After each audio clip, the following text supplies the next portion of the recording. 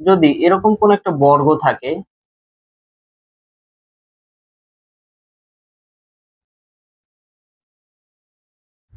আর এই বর্গটাকে যদি আমরা দুটো অংশে বিভক্ত করে নিই, যার এই অংশটা এ, এই অংশটা বি, এই অংশটা এ, এই অংশটা বি, তাহলে এই টোটাল যে বর্গ, এই বর্গের ক্ষেত্রফল কি দাঁড়াবে?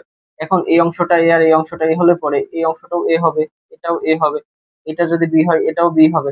আবার এই অংশটার সাথে এই অংশটা পরস্পর সমান, তাহলে এই অংশটাও এ হবে। আবার এই অংশটার সাথে এই অংশটা সমান, তাহলে এটাও কি হবে? বি হবে। তো এই টোটাল অংশটার যদি আমরা ক্ষেত্রফল বের করতে চাই, কিভাবে বের করব? এটা একটা বর্গ, তাহলে এর ক্ষেত্রফল হবে এ গুণন এ, এ স্কোয়ার। এটা একটা আয়ত যার দৈর্ঘ্য আছে বি, প্রস্থ আছে হলো এর সমান, তাহলে এটুকুর ক্ষেত্রফল হবে হলো এ বি। এটাও একটা আয়ত, তাহলে এটার ক্ষেত্রফল কি দাঁড়াবে? এখানে দৈর্ঘ্য আছে বি, প্রস্থ আছে, তাহলে এটার ক্ষেত্রফল কি হবে? A B.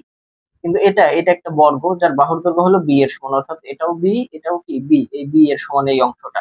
তাহলে এটার ক্ষেত্রফল দাঁড়াবে বি গুণন বি, বি স্কোয়ার। তাহলে আমি এই টোটাল বর্গক্ষেত্রের যে ক্ষেত্রফল পাচ্ছি, এই বর্গক্ষেত্রের বাহু হলো এ প্লাস বি, তাহলে এই বর্গক্ষেত্রের ক্ষেত্রফল আসবে হলো এ plus B whole square.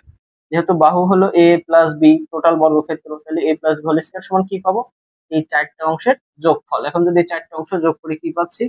A square plus A B plus A B plus B square.